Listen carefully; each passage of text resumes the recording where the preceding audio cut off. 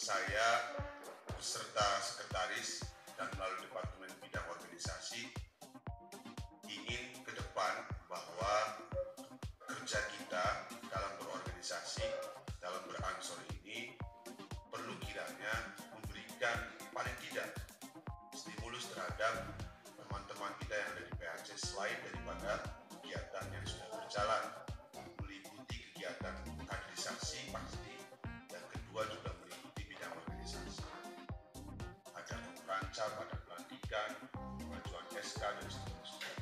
Sehingga saya perlu dan berkewajiban atas nama pimpinan cabang Gerakan Pemuda Ansor Kabupaten Cirebon melalui sekretaris kita bedah dari beberapa bidang dan seluruh bidang, bukan beberapa tapi seluruh bidang yang ada di Gerakan Pemuda Ansor Kabupaten Cirebon.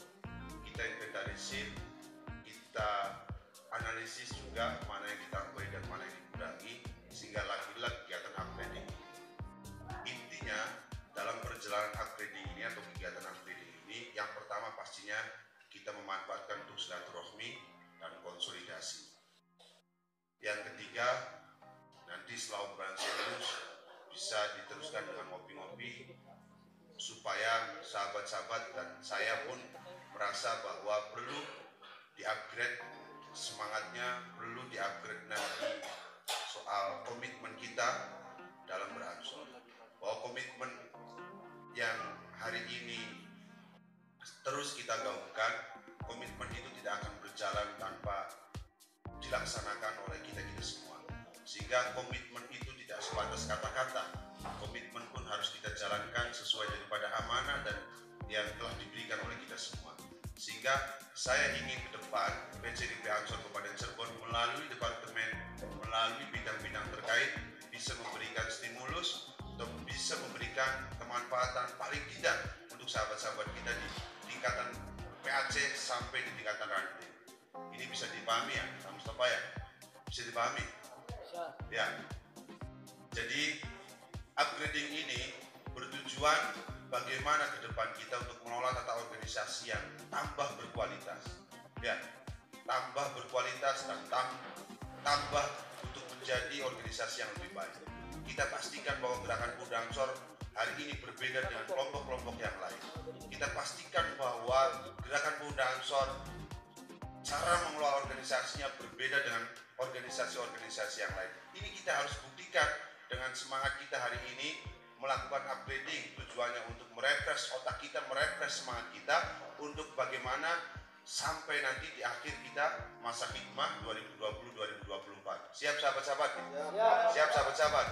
Saya hanya menagih komitmen dan janji pada sahabat-sahabat semua bahwa kita dipersatukan dengan perbedaan-perbedaan yang ada, tapi dipersatukan dengan jas kebesaran kita Gerakan Pemuda Ansor. Komitmen dan janji kita untuk berbaiat dan berkhidmat di Gerakan Pemuda Ansor, ini yang saya tagih kepada sahabat-sahabat semua. Jadi kalau saya harus capek, semua sahabat juga harus capek. Kalau saya stres, ya juga sahabat-sahabat juga ikut stres. Ya, jadi kalau saya semangat, sahabat-sahabat juga harus semangat.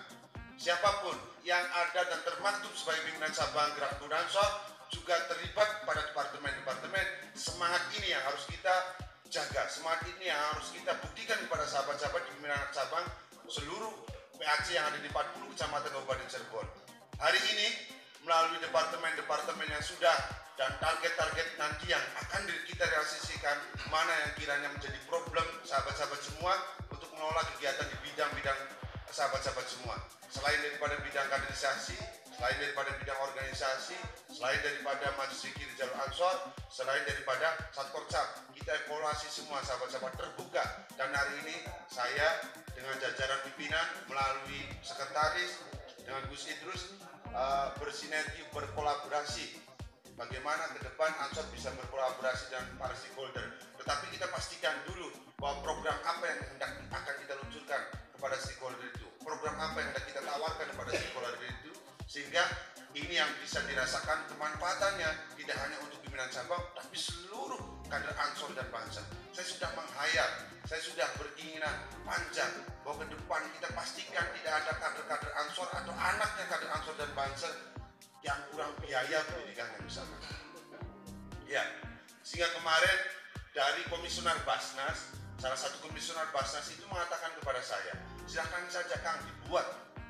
Siapa yang hendak mengajukan melalui Ansor, semua masuk melalui Basnas.